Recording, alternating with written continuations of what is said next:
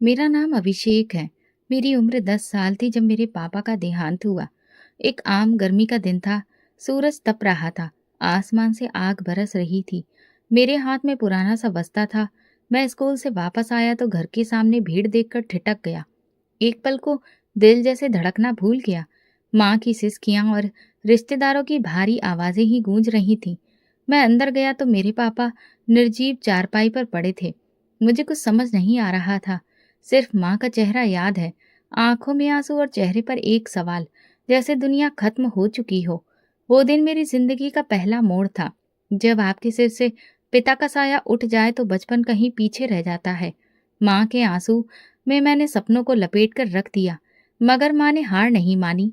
दूसरे ही दिन से उन्होंने लोगों के घरों में काम करना शुरू कर दिया। सुबह सूरज निकलने से पहले वो घर से निकल जाती और शाम को अंधेरे में वापस आती। उनके हाथों की खुरदरी लकीरें उनकी कुर्बानियों की गवाह थीं। अक्सर माँ रात को थकी हारी आकर मेरे सिर पर हाथ रखती और कहती, बेटा, तुझे बड़ा आदमी बनना है। तुझे अफसर बनकर मेरे सारे दुखों का बदला लेना है। मैं खामोशी से उनके चेहरे को देखता और बस दिल में कहता, माँ, मैं आपको कभी मायूस नहीं करूंगा। हमारा घर कच्चा था। छत से बारिश के दिनों में पानी टपकता और हम दोनों एक कोने में दुबक कर बैठ जाते। सर्दियों में जब ठंडी हवा छत की दरारों से अंदर आती, माँ मुझे अपनी शॉल में लपेट लेती। ठंड लग रही है ना? बस तुम सब्र करो। एक दिन ये सब खत्म हो जाएगा। उनका यकीन मेरे अंदर उम्मीद बनकर पनपता रहा। स्कूल जाना मेरे लिए एक मिशन था। मैं कभी छुट्टी नहीं करता था, चाहे पेट खाली होता या जूता फटा हुआ। क्लास में सब मुझे मास्टर जी कहकर बुलाते, क्योंकि मैं हमेशा सवालों का सही जवाब देता। टीचर भी मेरी मेहनत के कायल थे। कई बार स्कूल का चौकीदार कहता, बेटा, तू सच में बड़ा अफसर बनेगा। तेरी आंखों में रोशनी है। गांव के बच्चे अक्सर मेरा मजाक भी उड़ाते थे। ये भिखारी का बच्चा क्या खाक अफसर बनेगा? मैं उनकी बातों को सुनकर मुस्कुरा देता, क्योंकि मेरे कान माँ की बातों के आदी थे, जिनमें सिर्फ हिम्मत थी। एक दिन स्कूल से वापसी पर माँ ने कहा, कल से मैं दूसरा काम भी करने लगी हूँ। दिन में सफाई, शाम को सिलाई। मैंने उनके हाथों को देखा, जिन पर पहले ही छाले थे। माँ, रहने दो, मैं भी काम कर लूंगा। उन्होंने मेरी बात पर जोर से मेरी नाक खींची। अरे पगले, तेरा काम सिर्फ पढ़ना है, काम तो मैं करूंगी, और एक दिन तू मेरा फक्र बनेगा। उसी दिन मैंने किताबों से एक वादा किया कि उनको कभी छोड़ूंगा नहीं। कई रातें ऐसी गुजरी जब माँ सिलाई करती जाती और मैं मोमबत्ती की रोशनी में अपना सबक याद करता रहता। जब बिजली चली जाती तो मैं माँ से कहता, माँ, ये अंधेरा हमें नहीं रोक सकता ना? और वो कहती, नहीं बेटा, हम अंधेरे से लड़ना जानते हैं। एक दिन स्कूल में जब मेरा नाम क्लास में फर्स्ट पोजीशन पर आया तो माँ को बुलाया गया। वो साधारण कपड़ों में आई और टीचर ने उन्हें बताया, आपका बेटा स्कूल का सबसे होनहार बच्चा है। तो माँ की आंखों से आंसू बहने लगे। वो रो रही थी, मगर उनके चेहरे पर एक हल्की मुस्कुराहट थी।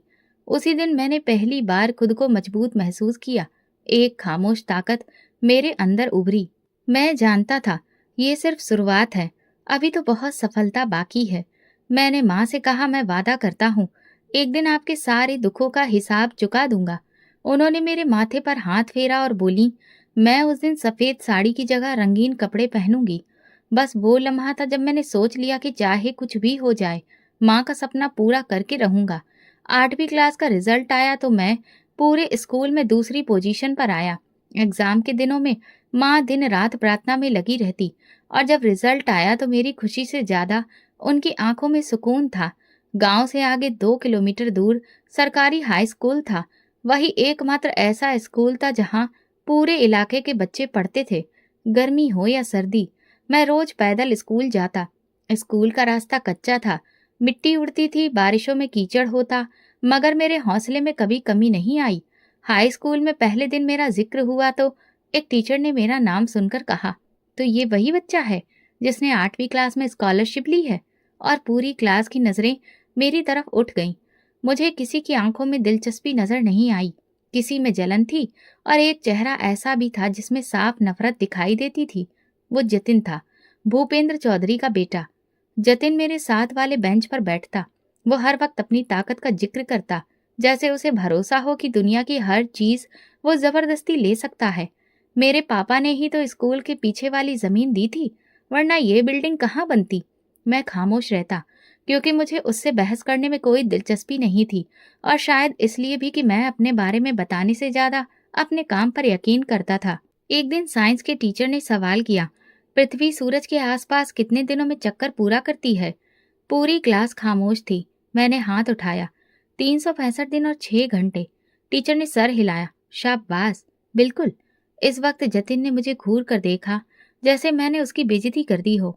उसी दिन के बाद वो अक्सर मुझे उलझाने की कोशिश करता, कभी जानबूझकर मेरा रास्ता रोकता, कभी मेरे बैग को धक्का देता।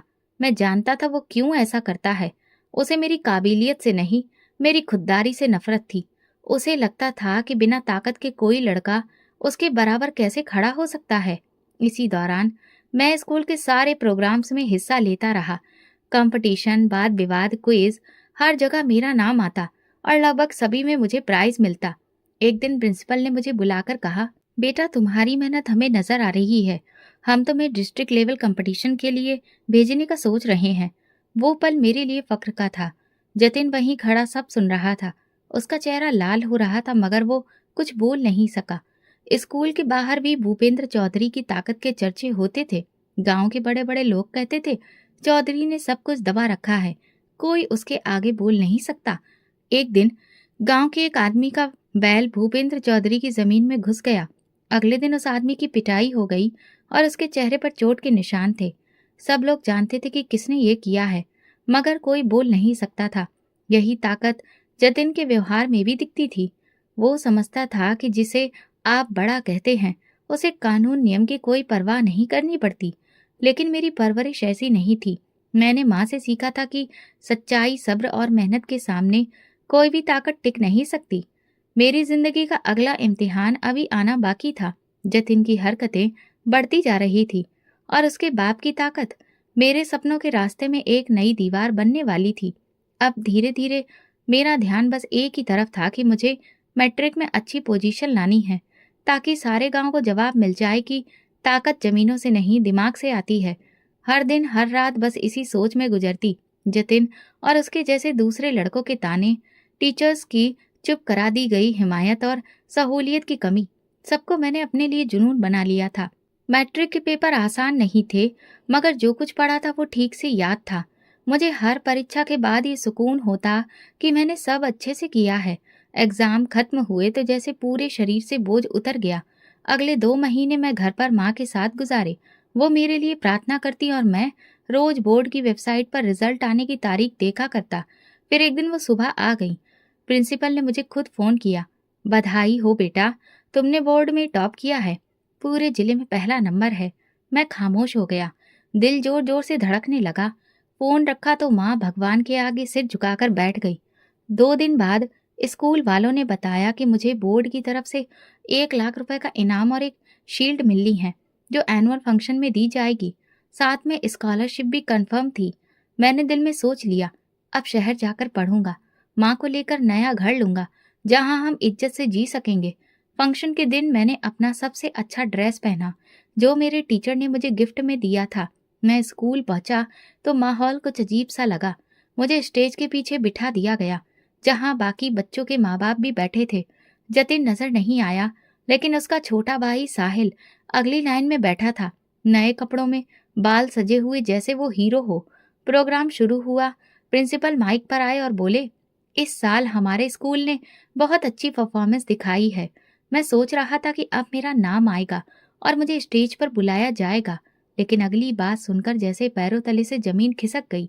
हमारे होनहार स्टूडेंट साहिल चौधरी ने स्कूल का नाम रोशन किया है और बोर्ड की तरफ से 1 लाख का इनाम और शील्ड हासिल की है। तालियां बजने लगी। जतिन और उसके बाप भूपेंद्र चौधरी स्टेज के पास मौजूद थे और साहिल को ट्रॉफी देते वक्त प्रिंसिपल ने कहा, ये हमारे गांव की शान है। मेरे कानों में शोर गूंज रहा था। मैं खामोश बैठा रहा, जैसे कोई सपना टूटा हो। मैंने मेजबान से पूछा, मेरा नाम क्यों नहीं लिया गया? उन्होंने धीरे से कहा, मामला ऊपर से आया है, हम कुछ नहीं कर सकते। प्रोग्राम खत्म हुआ तो सब बच्चे अपने प्राइज के साथ तस्वीरें खिंचवा रहे थे। मैं एक तरफ खड़ा साहिल को शील्ड हाथ में लिए हंसते हुए देख रहा था। जतिन ने मुझे देखकर ताना मारा, होशियार होने से भी क्या फायदा जब आपके पास जमीन ना हो। बस वो पल था, मैं स्टेज के करीब गया और साहिल के मुंह पर जोरदार थप्पड़ मारा। स्टेज पर सन्नाटा छा गया। जतिन कुछ समझ नहीं पाया और मैं भाग चुका था। मेरे कदम खुद ब खुद बस अड्डे की तरफ उठे। रास्ते में किसी को कुछ नहीं बताया। मेरे पास सिर्फ 2,000 रुपए थे, जो स्कूल से मिले थे, शायद इसी दिन के लिए। बस स्टैंड पर पहुंचा तो पहले ही बस शहर की तरफ जा रही थी। टिकट खरीदा और बैठ गया। मैं नहीं जानता था कहाँ जा रहा हूँ या कहाँ उतरना है। बस चलती रही और मैं खिड़की से बाहर देखता रहा। मेरे मन में लगातार वो स्टेज का मंजर चल रहा था, वो शील्ड जो मेरी थी, वो झूठी मुस्कुराहट, वो ताकत का खेल। मेरे पास छोटा सा बस्ता था, पर दिल में एक आग थी। ये सब कुछ मेरे लिए नया नहीं था, पर यह धोखा मेरी पहचान पर हमला था। मुझे मालूम था अगर मैं घर वापस गया तो भूपेंद्र के आदमी मुझे ढूंढ निकालेंगे, और अगर वो मुझे पकड़ लेते तो मेरे लिए कोई रास्ता नहीं बचता। मैं जानता था मैं अपनी माँ से दूर हो रहा हूँ, पर अब उनसे कुछ बनकर ही मिलूंगा। इसलिए मैंने वापसी का रास्ता नहीं देखा, आगे जाने का इरादा कर लिया, चाहे पता ना हो कि मंजिल कहाँ है। बस में जब होश आया तो मैं जैसे एक सपने से बाहर निकला। बस अड्डे पर भीड़ थी, मगर मेरी आंखें खाली। मैं खिड़की के पास बैठा बाहर देख रहा था। मेरे साथ वाली सीट पर एक उम्रदराज इंसान बैठे थे, जिनके चेहरे पर एक सुकून था। उनकी नजरें मेरे चेहरे पर थी। कुछ देर बाद उन्होंने नरमी से पूछा, बेटा कहाँ जा रहे हो? मैंने कंधे उचकाए, पता नहीं। उन्होंने फिर सवाल किया, घर वालों से इजाजत ली? मेरी आंखों से आंसू बहने लगे। मैंने चेहरा मोड़ लिया। शायद बात करना नहीं चाहता था, या शायद शब्द ही नहीं थे। बस शहर से बाहर निकल चुकी थी। काफी वक्त गुजर गया। उन्होंने दोबारा कोशिश की, बेटा मैं अजनबी जरूर हूं, लेकिन तुम्हारा दुख चेहरे पर साफ लिखा है। कुछ बताओगे तो शायद कुछ कर सकूं। उनका लहजा ऐसा था जिसमें दिलचस्पी नहीं, मदद थी। मैं थोड़ा झिझका, फिर धीरे धीरे सारी कहानी सुना दी।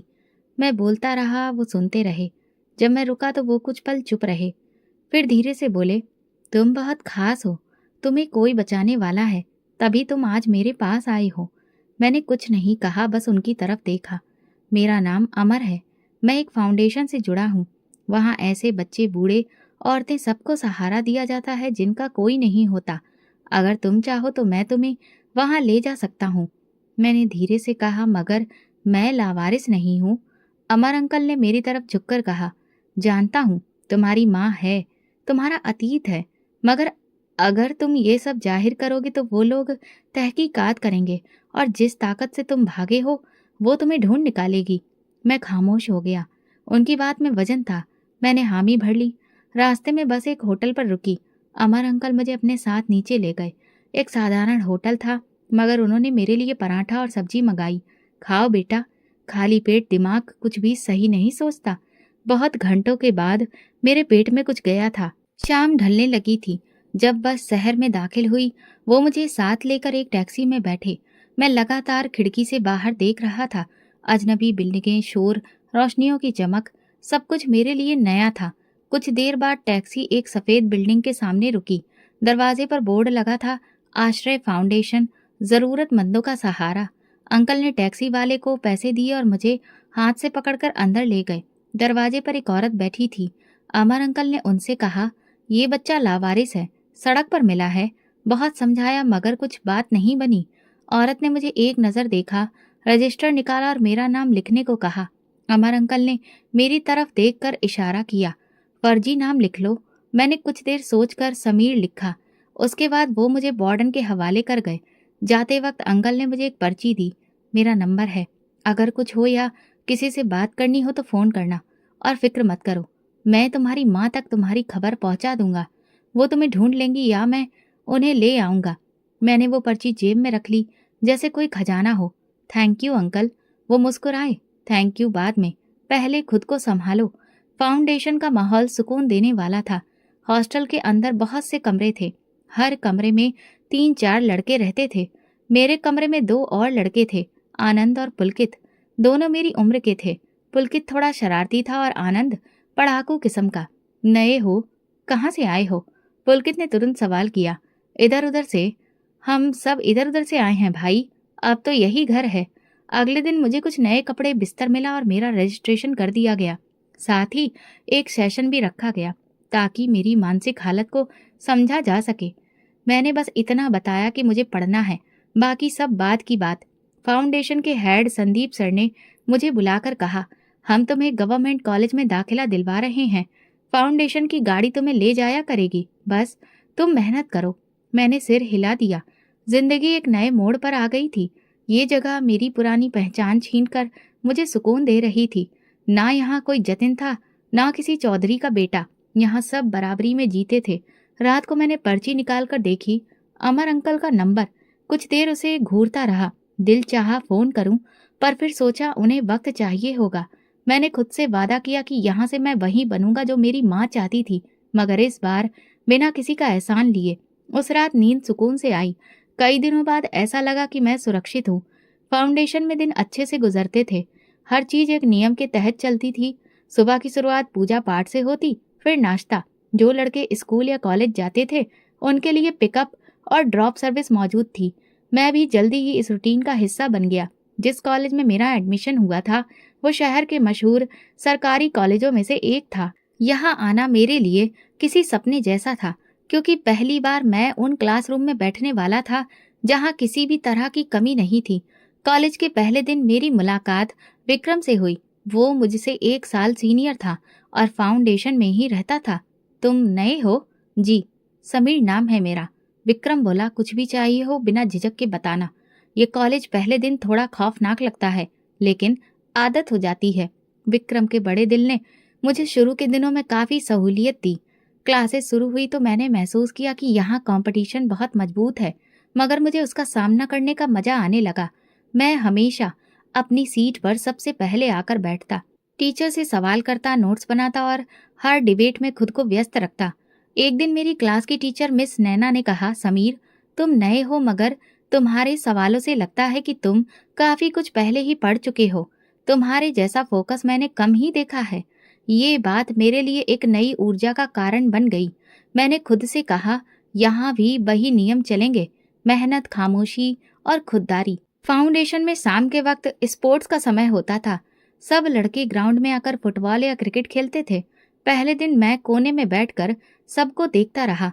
फिर एक दिन विक्रम ने बॉल थमाते हुए कहा, बस बहुत देर बैठ लिया, आओ खेलते हैं। यहाँ से पढ़ाई दिमाग तक जाती है, थोड़ा सांस लेना भी सीखो। तब मुझे अंदाजा हुआ कि यहाँ सिर्फ सिर छुपाने की जगह नहीं, जिंदगी जीने का सलीका भी सिखाया जाता है। पुलकित जो मेरे साथ कमरे में रहता था वो अक्सर मजाक करता, यार तुम कोई स्टूडेंट नहीं, कोई खुफिया रोबोट लगते हो, हर वक्त पढ़ाई पढ़ाई। मैंने हंसकर कहा, बस तुम खेल में अच्छे हो और मैं किताबों में। जिंदगी में किसी न किसी मैदान में तो अच्छा होना चाहिए ना।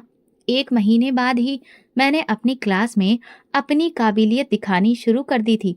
धीरे धीरे मैंने सबको पीछे छोड़ दिया। कॉलेज के दोस्तों ने मुझे प्राइवेट स्टडी ग्रुप में शामिल किया, जहां हम महत्वपूर्ण नोट्स पर चर्चा करते थे। इस डिस्कशन सेशन में मैंने पहली बार बोलने का फैसला किया। मेरा नाम समीर है, मैं यहाँ पिछले 1 महीने से हूँ। मैं बस ये कहना चाहता हूँ कि अगर किसी को लगे कि वो पीछे रह गया है तो याद रखो, आगे निकलने के लिए रेस शुरू करना जरूरी है। बाकी वक्त खुद फैसला करेगा कि कौन जीतेगा।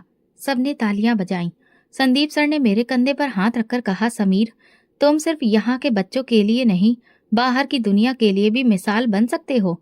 इस बात ने मेरे अंदर और हौसला भर दिया। अब ये दुनिया मेरी थी और मैं खुद को उसका हिस्सा महसूस करने लगा था। मैं रात को देर तक लाइब्रेरी में बैठा पढ़ता रहता। पुलकित खर्राटे मारता और आनंद होमवर्क लिखते लिखते सो जाता। हम सबकी जिंदगियां अलग थीं, मगर एक ही छत के नीचे नई उम्मीद के लिए एक नई दुनिया में जी रहे थे। जिंदगी तेजी से आगे बढ़ रही थी और मुझे अंदाजा भी नहीं हुआ कि यहाँ आए 6 महीने हो गए। अब मैं सिर्फ जिंदा नहीं था, जीने का तरीका सीख रहा था। फाउंडेशन में 6 महीने गुजरे। दिन हफ्ते नहीं रफ्तार से चलते। कॉलेज का रूटीन, सेशंस, पुलकित की शर्तें, आनंद के नोट्स के पीछे दौड़ और लाइब्रेरी की खामोश पढ़ाई, ये सब मेरे रोजमर्रा का हिस्सा बन चुका था। लेकिन कुछ चीजें ऐसी होती हैं जो सुकून में भी खलल डाल देती हैं, जैसे दिल के किसी कोने में मौजूद एक पुराना सवाल, क्या माँ को मेरी खबर मिली है या नहीं। एक दिन मैंने अमर अंकल का नंबर निकाला, उसे पढ़ा और फिर जेब में वापस रख लिया। कभी लगता कि वो व्यस्त होंगे, कभी लगता वक्त नहीं आया, लेकिन एक शाम जब लाइब्रेरी से वापस आया तो दिल बेचैन था। ना पुलकित की बातों में मन लग रहा था, न खाने का स्वाद महसूस हो रहा था। आखिरकार मैंने फोन निकाला, कमरे से बाहर निकलकर सीढ़ियों पर बैठा और नंबर डायल किया। कई सेकंड तक घंटी बजती रही, फिर किसी आदमी ने फोन उठाया। हेलो जी, नमस्ते, क्या मैं अमर अंकल से बात कर सकता हूँ? दूसरी तरफ खामोशी छा गई। फिर धीरे से आवाज आई, बेटा आप कौन? मैं समीर हूँ, वो बच्चा जिसे उन्होंने फाउंडेशन में एडमिट कराया था 6 महीने पहले। कुछ देर तक दूसरी तरफ सिर्फ सांसों की आवाज सुनाई दी। फिर वो बोले, बेटा मैं उनका कजिन हूँ, अमर भाई का तो देहांत हो गया। मेरे हाथ से फोन गिरते गिरते बचा। क्या मतलब? किस दिन? उसी दिन शाम को जब वो फाउंडेशन से वापस आ रहे थे। उनकी गाड़ी का एक्सीडेंट हो गया। हम सबको यही लगता था कि वो अकेले थे, पर अब आपकी बात सुनकर समझ आ रहा है कि वो कोई जरूरी काम करने गए थे। मैंने थैंक यू कहकर फोन बंद कर दिया। सीढ़ियों पर बैठे बैठे मेरी नजरें जमीन पर गड़ गईं। 6 महीने और मुझे खबर तक नहीं हुई कि वो इंसान जो मेरे लिए एक नई जिंदगी का दरवाजा खोल कर गया, खुद जिंदगी से विदा ले चुका था। अगले दिन मैंने खुद को अपने रूटीन पर वापस धकेल दिया। मैं रोज अमर अंकल के लिए प्रार्थना करता। मेरे दिल में उनके लिए एक जगह हमेशा के लिए बन गई थी, लेकिन मैं जानता था कि रुकना मेरे बस में नहीं। एक दिन मिस नैना ने कॉलेज की असेंबली में मुझे सबके सामने अप्रिशिएट किया। ये लड़का उन सबके लिए मिसाल है जो हालात से लड़कर आगे बढ़ना चाहते हैं। फाउंडेशन के हेड संदीप सर ने मुझे ऑफिस में बुलाया। समीर, तुम्हारे कॉलेज की तरफ से लेटर आया है, तुम्हें बोर्ड की तरफ से रिप्रेजेंट करने के लिए चुना गया है। ये बहुत बड़ा कंपटीशन है, तो तुम्हें तैयारी करनी होगी। सर, मैं तैयार हूँ, यही जज्बा चाहिए। और सुनो, अमर भैया बहुत फक्र महसूस करते अगर वो जिंदा होते। ये सुनकर मैंने बस सर झुकाया। उनका जिक्र मेरे लिए सुकून और चुप्पी दोनों का कारण बनता था। ये कंपटीशन दिल्ली में था।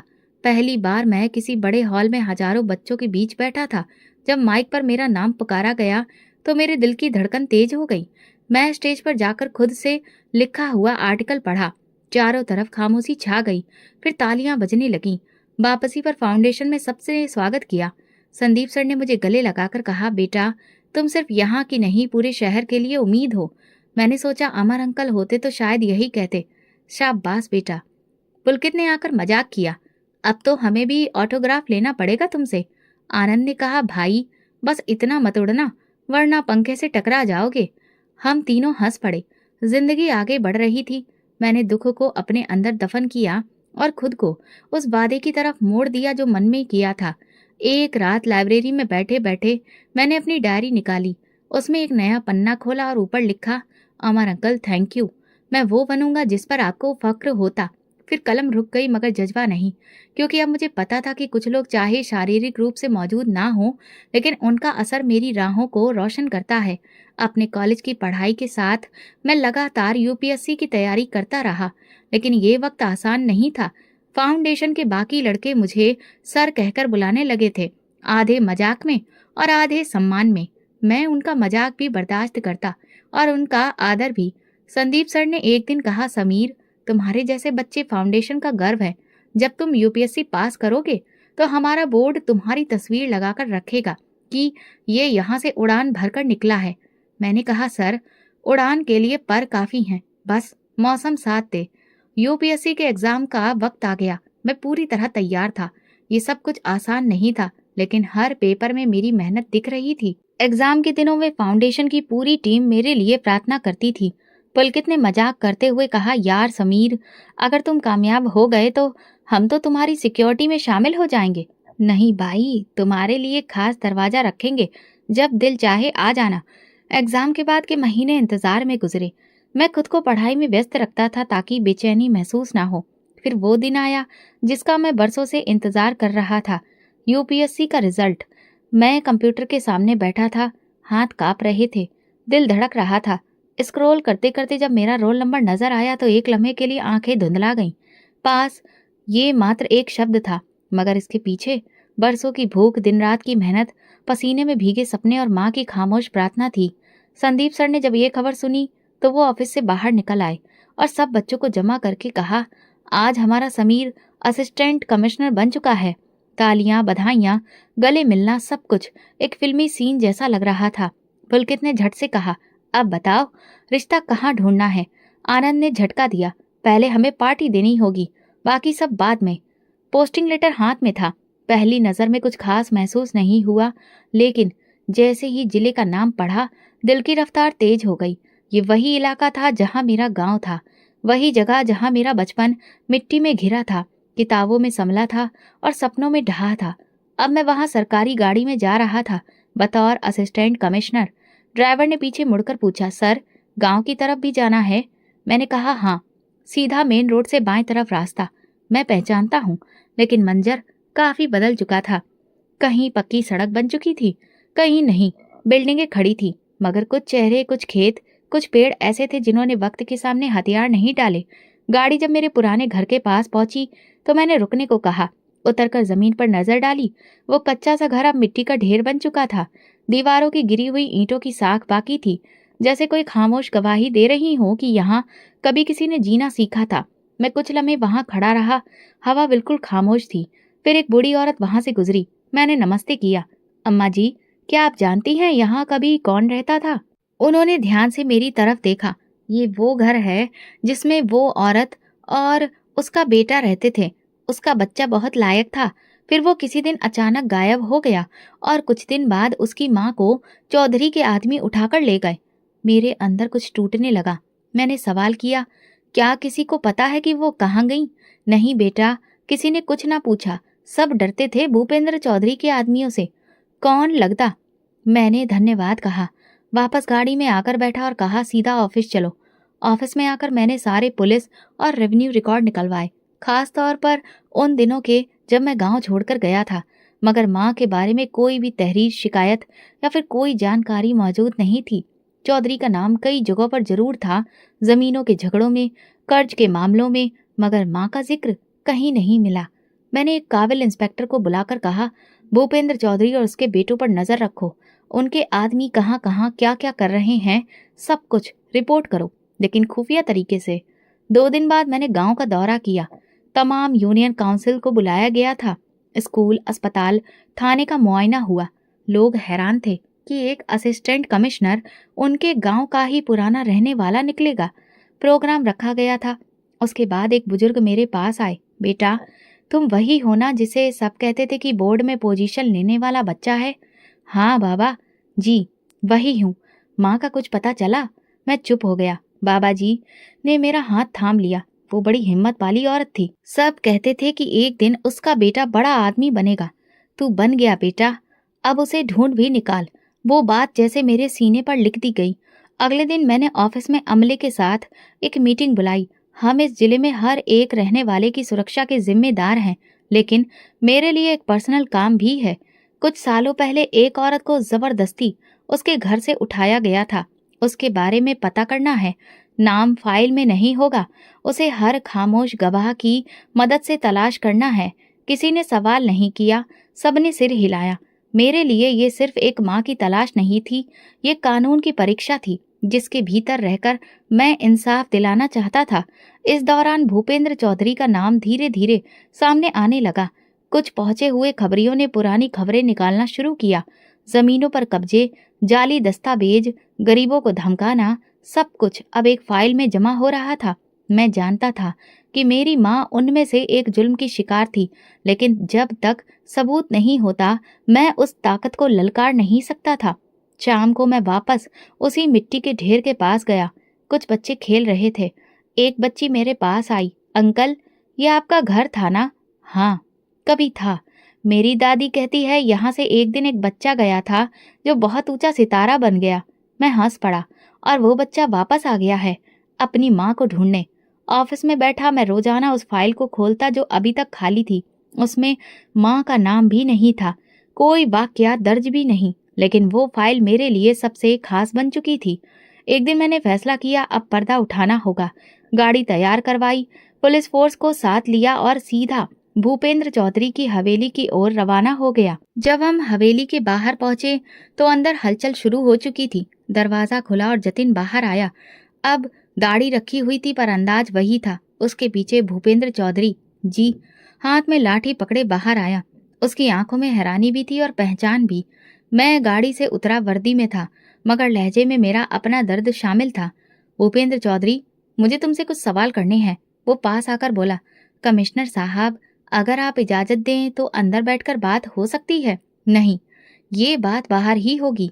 एक साधारण सा सवाल है। कुछ साल पहले एक औरत को तुम्हारे आदमियों ने उठाकर ले जाया था, उसका नाम? मैं रुक गया। मेरी माँ। कुछ लम्हों के लिए खामोशी छा गई, फिर वो जोर से हंसा। कमिश्नर साहब, मैं बहुत से लोगों को भूल चुका हूँ, पर तुम्हें नहीं। अब तुम यहाँ तक आ गए। जतिन आगे बढ़ा। हमें नहीं पता कि आपकी माँ कहाँ गई। जो बात है, सबूत लेकर आइए। मेरा दिल किया कि उन दोनों को वहीं गिरफ्तार कर लूं, मगर कानून मेरी मुट्ठी में नहीं था। कानून के दायरे में रहना मेरी मजबूरी भी थी और जिम्मेदारी भी। मैंने सपाट लहजे में कहा, तहकीकात होगी, और अगर सबूत मिला तो तुम्हारी ये हवेली सिर्फ पत्थरों की रह जाएगी। वापसी में गाड़ी में खामोशी थी। ड्राइवर ने धीरे से कहा, सर, उन लोगों का कुछ नहीं होता, सब डर के मारे खामोश रहते हैं। मैंने कहा, डर खत्म करना है, एक एक खामोश जुबान को बोलने पर मजबूर करना है। ऑफिस पहुंचते ही मैंने इंस्पेक्टर विवेक को बुलाया। वो जिले का सबसे होशियार और काबिल अफसर था। विवेक, मुझे भूपेंद्र चौधरी और उसके बेटे पर पूरी तरह नजर रखनी है। उसके नौकर, दोस्त, मेहमान, सबके फोन कॉल्स, हर चीज। लेकिन कोई ऐसा सबूत चाहिए जो अदालत में खड़ा हो सके। विवेक ने सिर हिलाया। सर, एक नौकर है, रमन नाम है। बहुत पुराना नौकर है, हर काम का राज जानता है। उसे टटोला जा सकता है। मैंने फाइल खोली। काम शुरू करो। अगले कुछ दिनों में भूपेंद्र चौधरी की निगरानी का दायरा और बढ़ा दिया गया। फोन टैप होने लगे। हवेली के आसपास साधारण कपड़ों में सिपाही तैनात किए गए। मैं खुद रोजाना रिपोर्ट चेक करता था, लेकिन अब तक कुछ खास हाथ नहीं आया था। एक दिन इंस्पेक्टर विवेक ने आकर जानकारी दी। सर, रमन ने पैसे ले लिए हैं, बातचीत हुई है, वो तैयार है कुछ बताने को, मगर सुरक्षा मांग रहा है। उसे गवाही के तौर पर सुरक्षा दो, और जो कुछ वो जानता है वो रिकॉर्ड करवाओ। सर, उसने कहा है, आप खुद सुनिए, आपके लिए ये पर्सनल मामला है। उस रात एक खुफिया जगह पर मैंने रमन से मुलाकात की। वो घबरा रहा था, लेकिन आंखों में शर्मिंदगी थी। साहब, मैं सब कुछ जानता हूँ। वो औरत आपकी माँ है, वहाँ सालों से कैद है जंजीरों में, कभी हवेली के पिछले कमरे में, कभी फार्म हाउस के तहखाने में। मेरा दिल डोल गया, मगर मैंने खुद पर काबू रखा। क्यों? इसलिए कि वो मेरी माँ थी। चौधरी को डर था कि आप वापस आएंगे, और जब आएंगे तो आपकी माँ की मौजूदगी आपके हौसले को ताकत देगी। इसलिए उसने उसे छुपा कर रखा। अब कहाँ है? अभी फार्म हाउस में थी, लेकिन पिछले हफ्ते जगह बदली गई है। चौधरी कहता है तुम अब ताकतवर हो गए हो, इसलिए उसे कभी सामने नहीं लाना। मैंने इंस्पेक्टर को इशारा किया। ये सब रिकॉर्ड हो रहा है ना? जी। जी सर। अगले दिन मैंने अदालत से खुफिया वारंट हासिल किया। तैयारी शुरू हो गई। मैं जानता था कि ये आसान नहीं होगा, लेकिन अब खेल ताकत का नहीं, सबूत का था। उसी शाम कॉल आई। सर, फार्म हाउस से गाड़ियां निकली हैं, लगता है कुछ छुपाया जा रहा है। हम तुरंत निकले, लेकिन जब फार्म हाउस पहुंचे तो तहखाने का दरवाजा खुला था। अंदर एक खाली कमरा, जंजीरों के निशान, कुछ पुराने कपड़े और एक चादर पड़ी थी। मैं खामोशी से खड़ा रहा। इंस्पेक्टर बोला, लगता है किसी ने मुखबरी कर दी है। मैंने सिर्फ इतना कहा, ये खेल अभी खत्म नहीं हुआ। सच की तलाश अब और गहरी होगी। पहला कदम पूरा हुआ था। फार्म हाउस के खाली तहखाने में मैं खड़ा दीवार पर बने नाखूनों के निशान देख रहा था। मिट्टी में जंजीरों के कटाव अभी ताजे थे। चादर का कोना खून से सना था, शायद पुरानी चोट का निशान था। मेरे साथ विवेक भी था। मैंने तहखाने का हर कोना छान मारा। कुछ नहीं बचा था, न कोई इंसान, न कोई पता। जैसे वो सब कुछ पहले ही जानते थे कि हम आ रहे हैं। विवेक ने कहा, ऐसा लगता है जैसे वो हमारे हर कदम को पहले से जान लेते हैं। मैंने गुस्से से मुट्ठियां भींच लीं। मुखबरी अंदर से हो रही है। हमारे डिपार्टमेंट में कहीं ना कहीं गड़बड़ है। फॉरेंसिक टीम को बुलाया गया। तस्वीरें, निशान, कपड़े सब कब्जे में लिए गए, मगर ये सिर्फ इशारे थे, सबूत नहीं। माँ के वजूद की कोई कानूनी पहचान हमारे हाथ नहीं आ सकी। अगले दिन दफ्तर में मीटिंग बुलाई गई। पुलिस, इंटेलिजेंस ब्यूरो, अलग अलग डिपार्टमेंट के लोग मौजूद थे। हमें एक औरत की तलाश है जो एक ताकतवर इंसान के कब्जे में रही। हमारे पास बयान है, सबूत भी जुटाए जा रहे हैं, मगर ये ऑपरेशन अगर बार बार नाकाम होता तो राजनीतिक दबाव भी बढ़ सकता है। सबने कहा कि अब और सख्ती से जांच की जाएगी। शाम को मैंने रमन को दोबारा बुलाया। ये कैसे हो सकता है कि वो इतनी जल्दी सब कुछ समेट कर गायब हो जाए? रमन ने कहा, साहब, वो सब कुछ पहले से तैयार रखते हैं। तीन तीन जगह पर कैद खाने हैं। जब किसी जगह खतरा होता है तो फौरन उस औरत को दूसरी जगह भेज देते हैं। अब कहाँ ले गए हैं पता नहीं साहब, लेकिन छोटे चौधरी के नौकरों में से एक बता सकता है। शर्त यह है कि वो पैसे लेगा और सुरक्षा मांगेगा। सर, बंदोबस्त किया जाए, अगली बार हमें खाली हाथ नहीं लौटना। मैंने अगले दिन मीडिया से बात की, लेकिन किसी भी खबर में माँ का जिक्र नहीं होता था। सिर्फ ये कि जिले के इंतजाम और लोगों की सुरक्षा के लिए ये सारी कार्रवाई की जा रही है। इससे ज्यादा कहना कानूनी तौर पर ठीक नहीं था। कई दिन गुजर गए, माँ का कोई सुराग नहीं मिला। फार्म हाउस पर दोबारा छापे के लिए अदालत से इजाजत ली, लेकिन भूपेंद्र चौधरी ने पहले ही नया स्टे ऑर्डर हासिल कर लिया। वो खुलकर खेलने लगा था। इलाके के 2 लोगों को धमकियां दी गई। एक वकील जिसने हमारे लिए पूरा ड्राफ्ट तैयार किया था, उस पर झूठा मुकदमा दर्ज कर दिया गया। ऑफिस में बैठा मैं पुरानी फाइलें देख रहा था जब इंस्पेक्टर विवेक अंदर आया।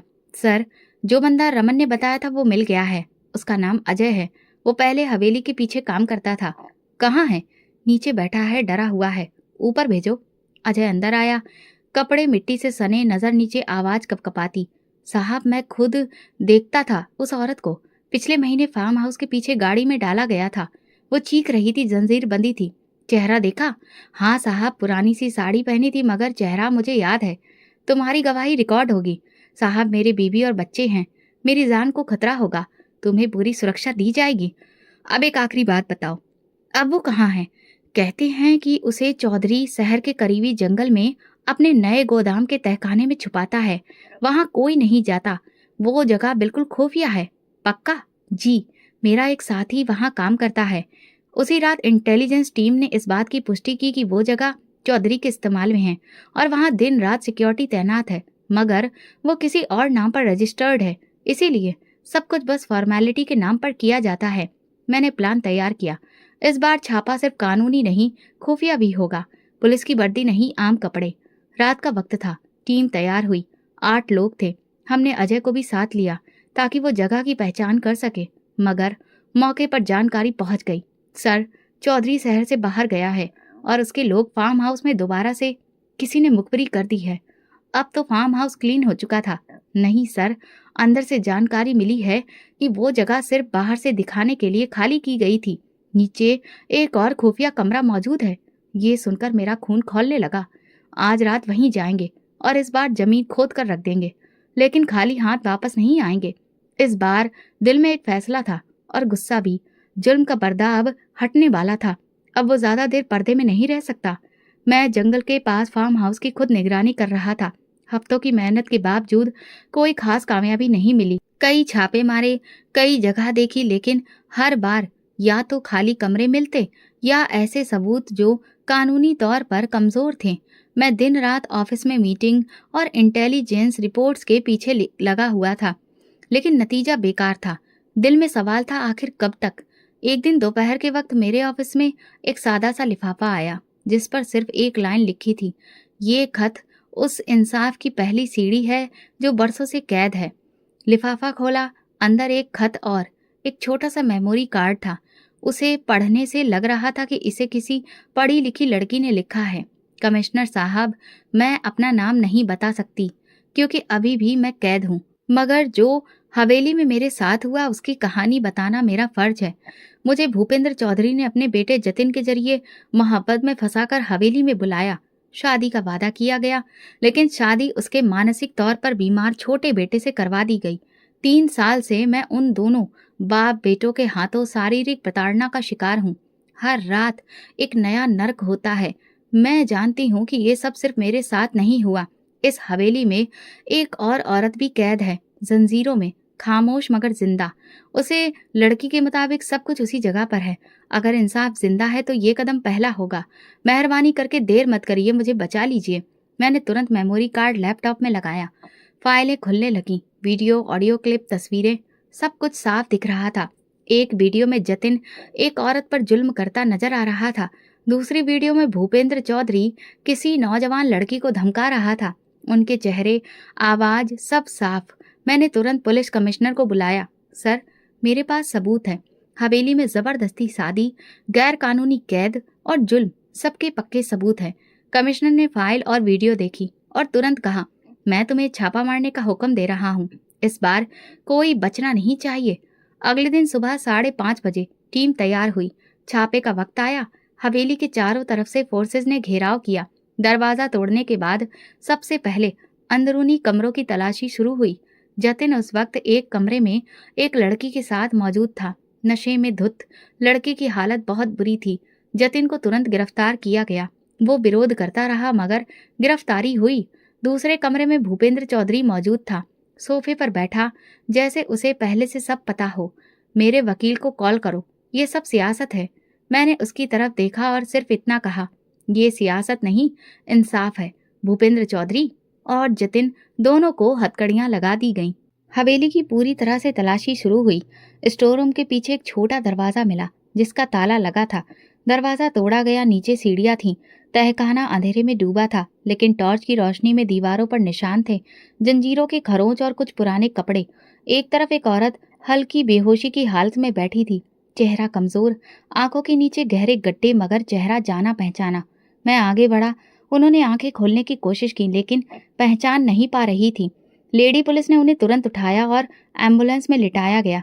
मैं बाहर निकला तो मीडिया जमा हो चुकी थी। कमरे माइक से गूंज रहे थे, सवालों की बौछार। सर, क्या ये वही केस है जिस पर आप कई दिन से काम कर रहे थे? जी, और ये सिर्फ शुरुआत है, पुलिस ने बयान जारी किया। हमारे एक बहुत जरूरी ऑपरेशन के तहत भूपेन चौधरी और उसके बेटे को हिरासत में लिया गया है। हवेली से एक लड़की को भी बरामद किया गया है, जहां से और भी कई कैदियों के निशान मिले हैं। शाम को मैं अस्पताल गया माँ को देखने। वो अभी भी खामोश थी, याददाश्त वापस नहीं आई थी, लेकिन वो जिंदा थी। मैंने उनका हाथ पकड़ा, मन ही मन कहा, अब आपको कोई कैद नहीं रख सकता। इस समय मुझे लगा कि ये वही पहली रोशनी है जिसका मैं बरसों से इंतजार कर रहा था। अस्पताल के वार्ड नंबर 7 की खिड़की से सुबह की रोशनी अंदर आ रही थी। माँ बेड पर चुपचाप लेटी थी। उनकी आंखें खुली थी, लेकिन किसी एक जगह जमीन पर टिक गई थी, जैसे सामने की दुनिया से उनका कोई रिश्ता ही ना हो। मैं रोजाना जाकर बैठता, उनका हाथ पकड़ता, कुछ बातें करता, लेकिन उनके चेहरे पर कोई भाव नहीं आता। डॉक्टर ने बताया कि उन्हें गहरा सदमा लगा है। सालों की कैद, शारीरिक प्रताड़ना, खामोशी और अकेलेपन ने दिमाग पर असर डाला है। वक्त लगेगा, लेकिन उम्मीद है। आप उनसे लगातार बात करते रहे। जाने पहचाने चेहरे, आवाजें, पुरानी बातें, ये सब उनकी याददाश्त वापस लाने में मदद कर सकते हैं। मैं हर दिन उनके पास बैठकर वही किस्से सुनाता जो वो मुझे सुनाया करती थी। माँ, याद है वो दिन जब छत टपक रही थी और हम दोनों कोने में दुबक कर बैठे थे? वो कोई जवाब नहीं देती, लेकिन मैं हिम्मत नहीं हारता। आप कहती थी एक दिन मेरा बेटा अफसर बनेगा। आज वो दिन आ गया माँ। चौधरी और उसके बेटे पर अदालत में केस चल रहा था। सारे सबूत, वीडियोस, गवाह और लड़कियों की गवाही ने मुकदमे को मजबूत बना दिया था। मीडिया में ये केस इंसाफ की मिसाल बन चुका था। अदालत ने भूपेंद्र चौधरी और जतिन दोनों को उम्र कैद की सजा सुनाई, जबकि बाकी जुर्म में शामिल लोगों को अलग अलग सजा हुई। हवेली और फार्म हाउस समेत सारी जायदाद जब्त कर ली गई और सरकारी कब्जे में ले ली गई। मगर मेरे लिए सबसे जरूरी जीत अभी बाकी थी। माँ की याददाश्त वापस आना, उनका अपने बेटे को पहचानना। डॉक्टर ने राय दी कि उन्हें मानसिक अस्पताल के खास वार्ड में भर्ती किया जाए, जहां लगातार मॉनिटरिंग हो सके। मैंने तुरंत इजाजत दी। वहां का माहौल सुकून से भरा था। थेरेपी सेशन होते, सब कुछ अच्छा था। एक दिन डॉक्टर ने मुझे अलग से बुलाकर कहा, हम एक तरीका आजमाना चाहते हैं। अगर आप अपनी माँ को उन पुरानी जगहों पर ले जाएं जहां से उनकी जिंदगी की भावनाएं जुड़ी थीं, तो शायद याददाश्त को झटका लगे। मैंने कहा, मैं तैयार हूँ। अगले हफ्ते माँ को गाड़ी में साथ लेकर निकला। वो चुपचाप थी, आंखें खिड़की से बाहर देख रही थी। मैं गाड़ी उस मिट्टी के ढेर के पास रोक दी जहां हमारा पुराना कच्चा घर था। माँ, देखिए, ये वही जगह है जहां आपने मेरे लिए दिन रात काम किया था। ये वही छत थी जिसके नीचे हम बारिश से बचते थे। मैंने वो पुराना रूमाल निकाला जो मैंने उनके लिए पहली बार खरीदा था, बरसों से जिसे संभाल कर रखा था। याद है, मैंने ये स्कूल की स्कॉलरशिप से आपके लिए खरीदा था। अचानक उनके हाथों में जकड़न हुई, आंखों में नमी तैरने लगी, होंठ हौले से हिले। बेटा, मैंने चौंक कर उनकी तरफ झुका। माँ, आपने मुझे पहचाना? उन्होंने मेरा चेहरा थाम कर कहा, तू मेरा अभिषेक है ना? मेरे शब्द नहीं निकले। मैंने उनके माथे को अपने माथे से लगाया। हाँ माँ, मैं ही हूँ, आपका अभिषेक। अस्पताल वापस आकर उनका इलाज जारी रहा, लेकिन अब वो खामोश खाली आंखों वाली औरत नहीं थी। वो बातें करती थी, मुझे याद करती थी और हर दिन आशीर्वाद देती थी। हफ्तों बाद उनकी सेहत काफी अच्छी हो चुकी थी। मैंने उन्हें फाउंडेशन ले जाकर वहां के बच्चों से मिलवाया। ये सब मेरे छोटे भाइयों की तरह है माँ। जैसे आपने मुझे संभाला, अब मैं इन सब की मदद करता हूँ। माँ ने कहा, तुमने वो सब कर दिखाया जो मैंने सोचा भी नहीं था। तुम मेरी उम्मीद नहीं, मेरी जीत हो अभिषेक। मैं उनके कदमों के पास बैठकर बोला, अब हमें कहीं और चलना है। आपके अपने घर में, जो मैंने शहर में आपके लिए लिया है। वहां ना कोई चौधरी है, ना कोई खौफ, सिर्फ सुकून है। मेरी पोस्टिंग शहर में हो गई थी। सरकारी क्वार्टर की बजाय मैंने एक साधारण घर लिया, जिसमें माँ की पसंद का आंगन, एक छोटा सा गार्डन और किचन के साथ वही पुरानी लकड़ी की चौकी भी बनवाई थी, जिस पर वो बैठकर सब्जी चुना करती थी। रात के वक्त माँ छत पर बैठ जाती थी, मैं साथ में चाय लेकर आता। वो सितारे गिनती और कभी कभी कहती, जब मैंने कहा था तू अफसर बनेगा तो सब हंसते थे, अब देख, सबके बेटे मेरे बेटे को देखते हैं। मैंने मुस्कुराकर जवाब दिया, माँ, ये सब आपके सपनों की बदौलत ही मुमकिन हुआ। ये वो पल था जब मुझे लगा कि मेरी कहानी पूरी हो गई है। वो लड़का जो बस में बैठकर रोता हुआ कहीं पहुंचा था, अब अपनी माँ के सीने से लगा सुकून से सांस ले रहा था। दुनिया की हर कामयाबी मेरे लिए इतनी मायने नहीं रखती थी। असली जीत यही थी कि मेरी माँ मुझे वापस मिल गई थी और मैं उनके साथ सुकून से रह रहा था। तो दोस्तों, अगर आपको हमारी कहानी पसंद आई हो तो कमेंट करके ज़रूर बताएं। वीडियो को लाइक करें और ज़्यादा से ज़्यादा शेयर करें। अगर आप इस चैनल पर नए हैं तो सब्सक्राइब जरूर करें और नोटिफिकेशन बेल को दबाएं, ताकि अगली अपडेट सबसे पहले आपको मिले। धन्यवाद।